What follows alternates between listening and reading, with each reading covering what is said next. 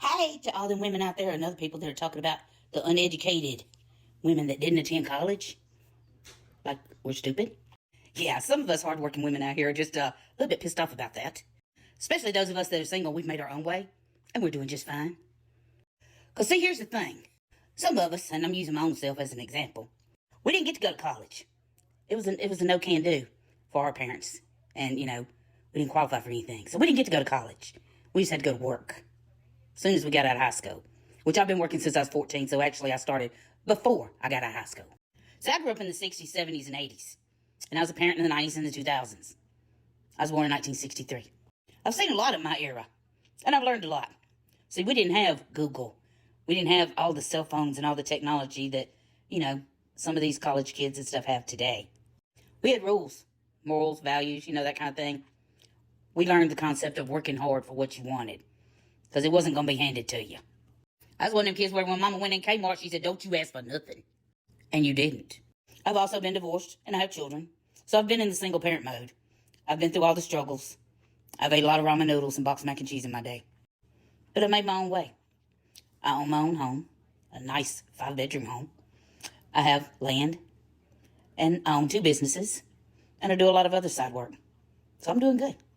So see, even though a college education would have been nice, I would have loved it. I wanted to major in journalism. But that wasn't in the cards for me. But don't think for a minute that I'm not educated enough to know how to vote and to know who the best candidate for that position is going to be. Because one thing I did learn how to do when I was in school and even on my own is do my research. Don't even think for a minute that my southern slang and country bumpkin attitude makes me stupid. Because I can be extremely articulate and fancy whenever I need to be. And I've been around people that had a whole lot of college education, master degrees, all that kind of stuff. I wasn't really impressed. For instance, when I had a daycare center one time, I hired this lady that had all kind of child development degrees. I thought she was going to be great, till she glued the children's artwork to the wall. Then I had to let her go. What were you thinking?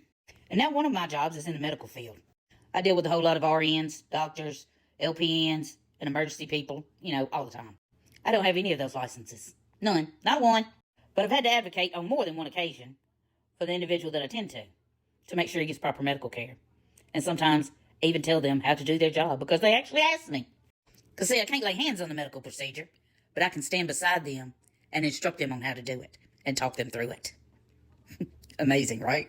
So, see, there's a whole lot of reasons why I'm just really not impressed with college education sometimes. I think some of them go there just to party. I work hard for what I make, and I do good.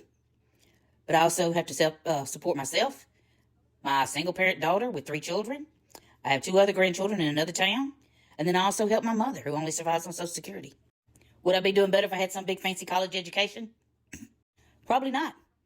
Because I love both businesses that I do. I love it.